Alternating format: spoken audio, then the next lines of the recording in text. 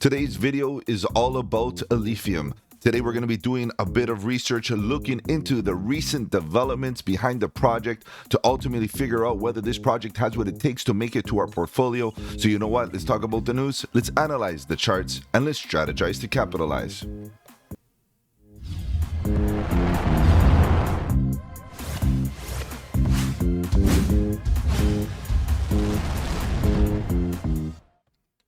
Welcome to the channel. My name is Mike, and let's get right into it, guys. If you're new to the channel, welcome. On the channel, we talk about cryptocurrency, Bitcoin, Ethereum, and all the altcoins, looking for opportunity. And the question is Alephium the opportunity? Guys, we're going to be doing a bit of research here, obviously giving you an update what has been happening behind the scenes here with Alephium. Guys, you know, it's very important that we keep up with different projects. Projects that are putting in the work deserve our attention. So let's begin. Let's do a quick overview of what Alephium is about, just to scrape to the website. Kind of, by the way, they did update the website. Looks absolutely crisp.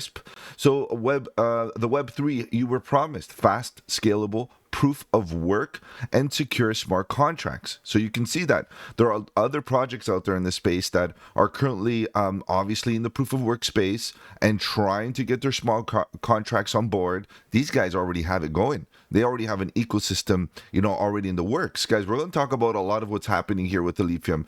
Guys, it is looking pretty good. We got a lot of good trusted, crypto, let's say, companies of various sorts. Ledger, as you can see, SafePal, Tangem, and many others, guys. There's lots of good relationships there. Wallets, they got wallets, building, documentation to start building if you're a dev. You want to start building on the network, contribute, apply for a grant to develop projects on Alephium, mining, of course, proof of work. If you want to start mining rewards, Alephium's got you covered. Web3 done right. Okay, dive in, discover what makes Alephium stand apart. It's fast, it's scalable, it's secure, it's sustainable, and let's not forget the most important news of as of late, that the Danube upgrade, which is, you know, the next level upgrade for Alephium. It's one of the biggest upgrades that they have done yet, and we are going to be speaking about this in a little bit of detail soon. So let me just put this away for a second so we just can get a lay of the land as far as the landscape of what the project is. Programmable, okay, so and dev friendly. Okay, so it is custom VM, a language built for performance, which, you know, apparently, like, again, you know, it is there's a bit of a learning curve, but apparently it's quite easy. It's not difficult to learn, and if you're a dev and you're a programmer, you'll know that a lot of languages are very similar anyway. Okay, so let's keep on going down. Some numbers you can see, we got some good hash rate, transactions. Of course, this project is a small cap. It's not a large cap project, so lots of upside potential even for growth and opportunity with regards to numbers. Built on Alephium, they got an ecosystem that is growing. We're going to touch upon this in a second, because there's a few there that we need to focus on, a few that are currently getting a bit of attention. ALPH is one of them that, you know, pops to mind when I think of Alephium in the last little while. Let's keep on going down.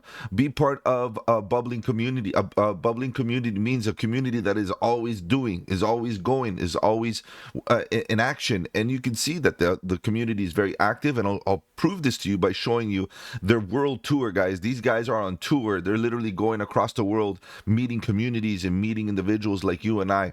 And that, for me, is putting in the footwork as far as communication and marketing and putting a face to the name, which is amazing for a team to be fully doxed this way. And, you know, good stuff there. Let's continue. It's time to make waves. Getting started. If you want to know a little bit more, you can start your research, and you can see that there's lots of great links below. Guys, I've done a deep dive on this project before. I've done updates on this project before. You know, you can go check them out. I'll have links in the description with regards to those previous videos if you want to just kind of see the progression through Alephium through the last little while, because Alephium's been putting in work, guys, tons of work. All right, let's take a look at some of the numbers, okay? Just for those of you that just want a deeper introduction to Alephium. You know, it is a smaller market cap. We're talking about a $40 million market cap project, okay? So we have to understand the volatility is there. both to the upside and to the downside within range. You know, if we're ranging, you're going to expect a volatile range.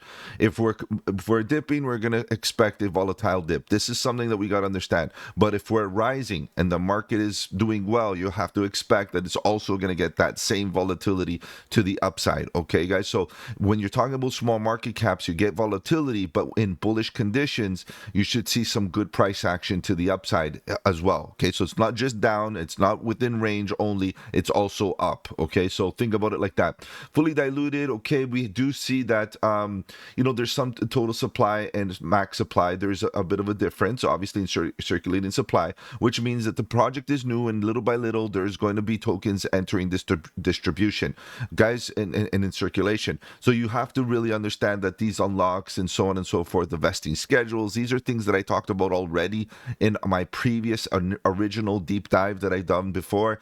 Again, that's why I encourage you guys to go look at those videos, get yourself a full package of education with regards to Alephium. I think it will do you justice to get fundamentally bullish if you're interested.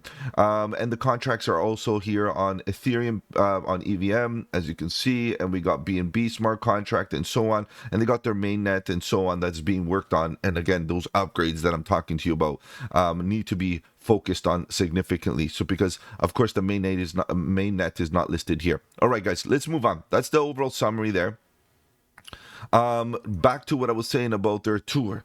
Guys, their tour is epic. You can see that, okay, maybe this is slightly outdated because already the next one is July 4th to 5th. And of course, they're going to be all over the world. And they're on the 4th to 5th, they begin at Nukatal, which is in Switzerland, and then they go to Brazil, then Hong Kong, and so on and so forth. And they've done a lot already, guys. They've been putting in the footwork. They've on trail across the world, Canada and so on, and obviously the States and Florida and so on. So, guys, they're really getting engaged with the community, which is bonus. I really do appreciate this. So if you have a chance to go and reach out and see what they're up to, and you're in the area, go check them out, because I think they'll have a lot to say, and you can learn quite a bit from these communities regardless. Going forward, as I mentioned, their ecosystem, and here on the channel, I do talk about ecosystem growth quite a bit. I put a lot of value in ecosystem growth, and the proof is here. Guys, there's a lot of, and I'm going to give you guys a quick summary. You guys know that I release a infographic with all my videos, my research videos, and I'm going to give you guys, we're going to talk about that in a second and use that in a second. But I quickly want to show you, like, one of the majority, the majority of the news lately for me, as far as what I'm interested in, is Banks. You can now access their live up-to-date stats, including token holder, price, market cap, volume, full tokenomics right here, guys. DeFi is a big part of an L1, especially in its early stages. You have to understand that's what drives the ecosystem. It's the monetary driver. And if there's a strong DeFi platform and DeFi product offerings within the ecosystem, that means that there's going to be a lot of transactions. And when there's transactions and there's possibility of earning, and for both the users, the holders, the stakers, and so on, and even the projects themselves, that means that there's an ecosystem that is bubbling, a bubbling ecosystem. Likewise, a bubbling team, a bubbling ecosystem is really, really important. So there's a lot of new or interesting applications being built. We have Nightshade Finance, earn 10% profit every trade, and so on. You can go through this post, and you can see there's lots of things happening. Links, easy way into DeFi. A lot of emphasis on DeFi here. Aura Markets, looking to upcoming platform for prediction markets. Guys, this is a popular concept of prediction markets, that we've been using a lot of them lately. And you can see there's others, right? Tons. Nimbus is now on Alephium. We're getting a lot of projects here.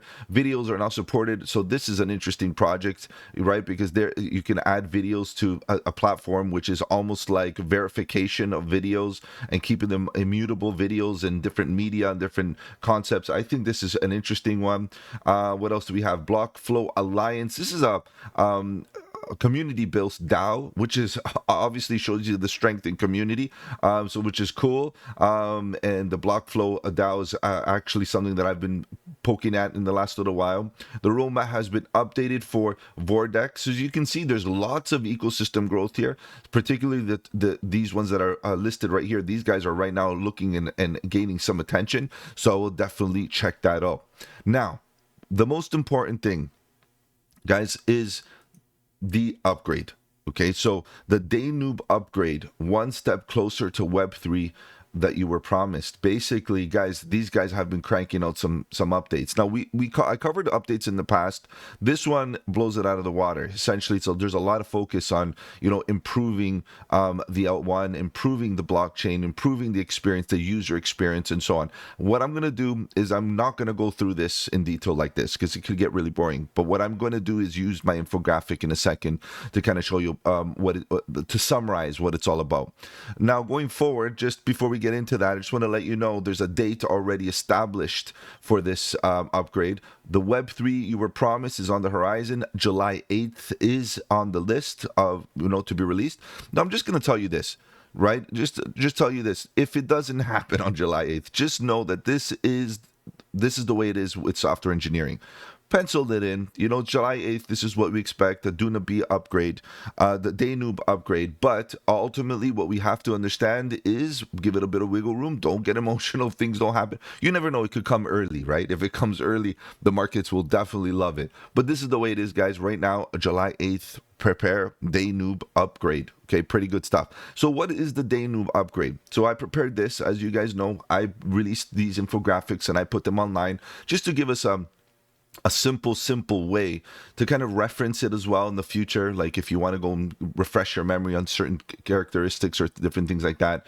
And I did talk about the various ecosystem updates in the last little that are buzzing right now, the ALPH, DeFi, Aura markets. I put them here just to have them there, and the tour dates if you want to see how active the team is and all that good stuff, go check them. I have this listed here as well. But what is going on with the Day Noob upgrade? I think that is the majority of what we need to be focused on. Just note that this video is sponsored by Alephium, guys. It's an Alephium video, which means that ultimately the Alephium team is definitely reaching out to get us, aware, get the community, the BTD crypto know aware of what is going on here. And you can see that a lot of this upgrade has a lot of good fundamental bullishness in the sense that, look, block time increased from 16 seconds to 8 seconds. For me, that's amazing. That is definitely amazing to see a proof of work blockchain increase in speed over time. And this is something that we need for proof of work. It's what causes a lot of the need for a proof of stake system. So speed is encouraged, obviously, and embraced. 2 blocks per second, network wide, smoother dApps, and faster ALPH transactions. Bonus. Optimized block flow, improved consensus efficiency. So again, more to do with speed, up to 20k TPS. So that's not bad for a proof of work. We know that that's what keeping up with the majority of the other projects up there, even within the proof of stake field. Parallel processing, faster messaging, and more throughput. Guys, speed, right? That's a pretty hot topic in the last little while with regards to crypto. Looking for those speedy alternatives. Sync protocol, V2, nodes, download a quick skeleton first. So I just wanted you to understand that speed, again, is very, very important, even when you're syncing nodes and so on. So nodes download a quick skeleton first, then fetch data in parallel. So instead of waiting for the entire synchronization to happen, what it does is it gets a first little skeleton of the sync, and it can get going. It can get going, can get working, and this is how they're able to achieve speed. And then after get into the finer tuning of the sync, right? Node sync 3 times faster equals more nodes equals better decentralization. Bonus, and this is how we scale, right? Nodes are how we scale. Right, so the more nodes, the better it is, the faster it is. Everything, the whole, blockchain is, and that's what we're looking for. Passkeys support, so passwordless login via Face ID, Touch ID, and YubiKey. So look, this is part of the measure for mass adoption. Okay, if we want to achieve true mass adoption here in this space, we have to understand there's going to be some individuals that are not necessarily the most techie or the most interested or willing, to put a little bit of friction into their daily life. Now, passwordless login via Face ID, Touch ID. This is more for individuals that, may want that opportunity to make things a little bit simple, right? For a lot of us that here in the crypto space, we're not looking for simple, we're looking for security.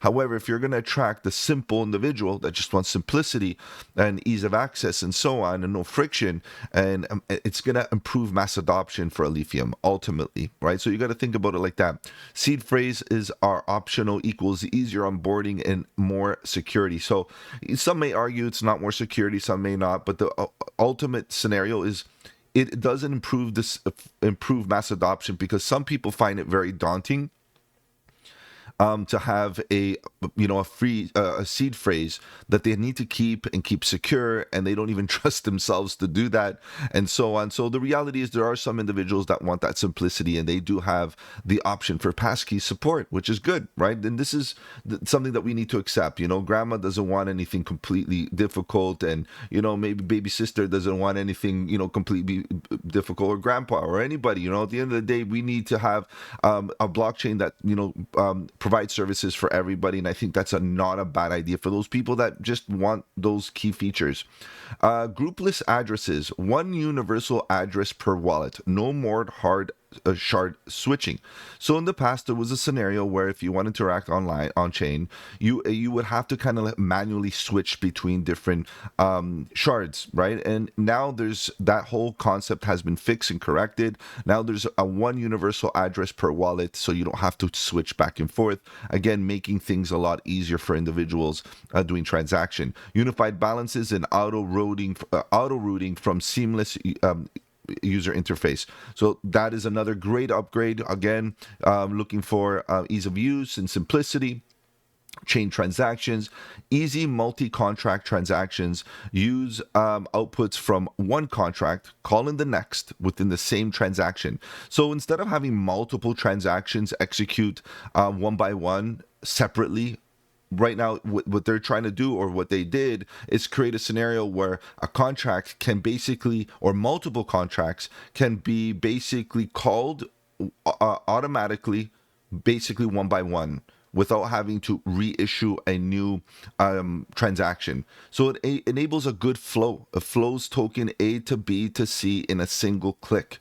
And that's where you can get those multi-transactions happening without so much complexity. And this is, again, part of the speed, obviously, part of the user experience, obviously, the ease of use for that mass adoption, obviously. So again, attracting some of those main concepts there with this upgrade.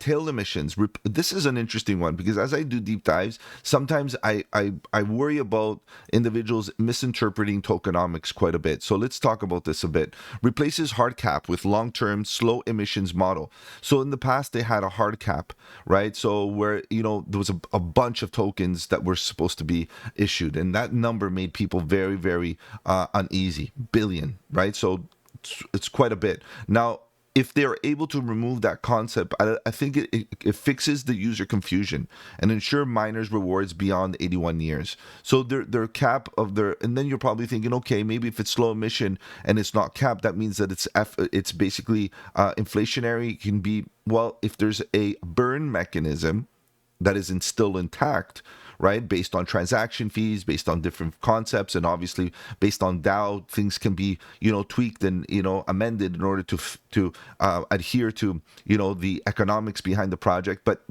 ultimately, if the emissions is slow and steady and it drips slowly, and there's a burning mechanism that outpaces that drip, it becomes deflationary anyway. Okay, so if you can use Ethereum as an example, more transactions, more burning, less Ethereum being released. This is something that we have to consider, right? So they have considered, the perception of what their tokenomics looks like for the end user. Of course, a bit of confusion and a bit of, worry about those tokenomics. But now also, in addition to that, they made things a little bit more easier for the rewards concept, right? 81 years and beyond, being able to get rewards. So that's pretty cool. Smart dev tools. So ecosystem growth. Guys, you want ecosystem growth, make the devs happy, right? So better virtual machine, external caller, visible bitwise, okay, some tech stuff, simplified logic handling, some tech stuff. That's good, because again, if you want the devs to build, you want to attract the devs, do not give them friction. Do not give them a reason not to get involved. Now, they already have their proprietary language, which is a feat on its own, right? That's great. But obviously, that for some devs, that is a bit of friction, but they're doing their best to make their own language, their own virtual machine, to tailor their virtual machine for their own L1, for their own blockchain.